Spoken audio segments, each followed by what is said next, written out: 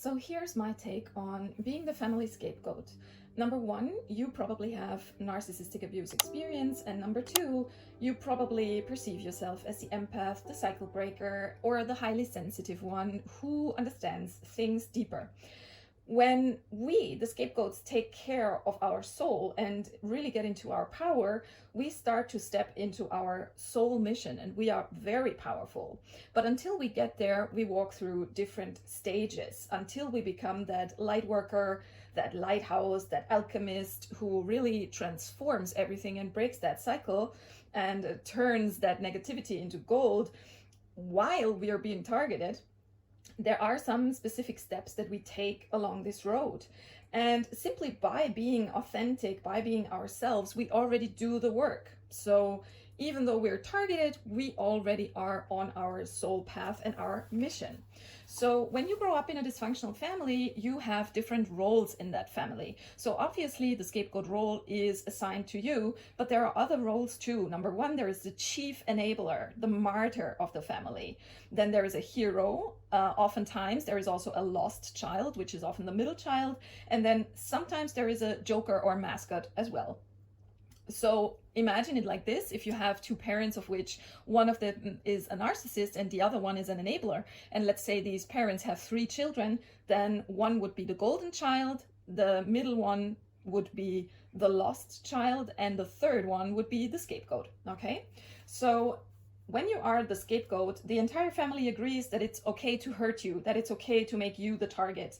And so you get a lot of unprovoked, undeserved, disproportionate neglect, accusations, contempt, and abuse. And this abuse can have a huge range from simple criticism, which goes the entire day, to actual beatings and stuff like that. So you get a certain kind of negative treatment by the entire family, and of course by their flying monkeys too. And you're basically like the garbage bin for the shadow of the others. So they project onto you what they don't want to see and face in themselves. So they avoid any kind of responsibility for their own shadow. So they just simply throw it onto you and say, it's your fault. Everything is your fault. If outside the sun is shining and it's too hot, it's your fault. If outside it's raining and it's too cold, it's your fault. So just whatever it is, it's always your fault. Yeah, you know that game. And they even blamed you for things that really have nothing to do with you. In the end, they probably said, okay, let's bring you, the scapegoat, to a therapist to find out what's wrong with you. But the better question to ask would be, what has been done to you so that you are the way you are? What has been done to you? What abuse have you survived? And as you go from the victim to the survivor to the alchemist stage, you also have another stage to go through. So you're blamed for the abuse that they did to you, on top of the abuse itself. So it's like a double load that you get. And the result is that when you grow up, you really have a hard time developing boundaries. You have a hard time developing a sense of identity and also a sense of agency in your life. But you work on that, okay, when you're grown. Then also you will attract more of the good things when you start prioritizing yourself. So for me, for example, in my family, there was a pattern of dependency because the narcissist wants the scapegoat to be in dependency, okay? They want the scapegoat to be in financial dependency of them. So they do everything they can in order to stop the scapegoat from ever being able to live and work and earn money for themselves, okay? So they will take away your money to study, they will take away your job, they will do anything they can just to keep you in dependency of the narcissist in the family, okay? When I stopped fighting this, because for a long time of my life, I was fighting this. I was saying, I need to get out of this dependency of the narcissist somehow. I need to find a way. So I was still in a stage of fighting reality. But then I started to accept it. I said, okay, I accept that reality is like it is. I am financially dependent of the narcissist, and that is a fact, and I accept that fact. So that was stage number 1. And stage number 2 was, I not only did not go against reality and facts anymore, when I started seeing that as a gift to grow, I started saying, wow, I am so grateful that I'm financially dependent on the narcissist, because this was my path to understanding my role in the family. This was my path to understanding who I am. This was necessary. Okay, I was grateful, and I am grateful that I am financially dependent on the narcissist, because this was what God made for me. This was the path that God laid out for me so that I understand who I am. And then you go into healing.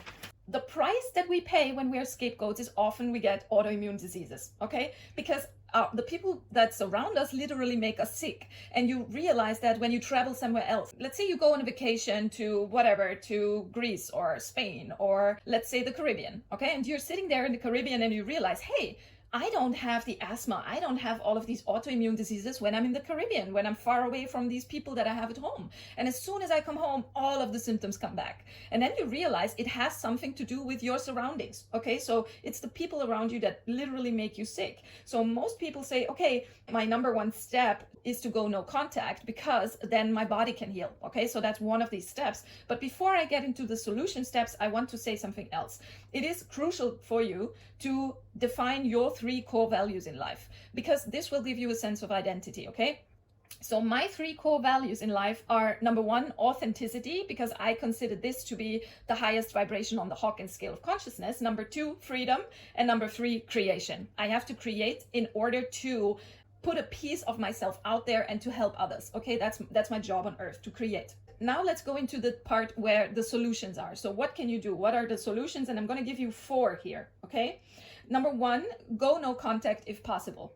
That's not possible for everyone, and that is also not necessary for everyone because every case is different. But for some of you, it might be the best idea to go no contact, to leave the entire country so that you can physically heal from all of the stuff that happened to you.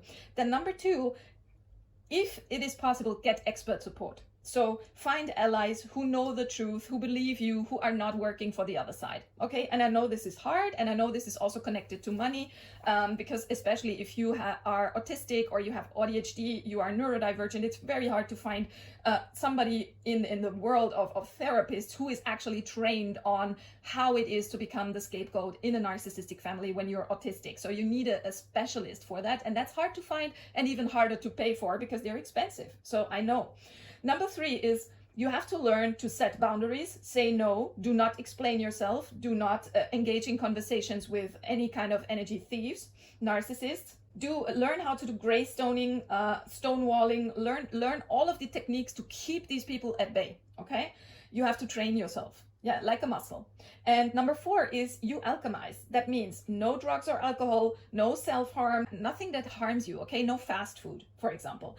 What you do put in your life to improve is exercise, good food, supplements. Most of us need magnesium, zinc, iron, all of these supplements. Then walk in nature, do some grounding, get your bare feet into the sand or in the grass if possible, and do self-care. And that is taking radical responsibility for yourself, okay? That me first policy, that is taking radical responsibility for your own life. You say me first, I come first, I do everything for me first.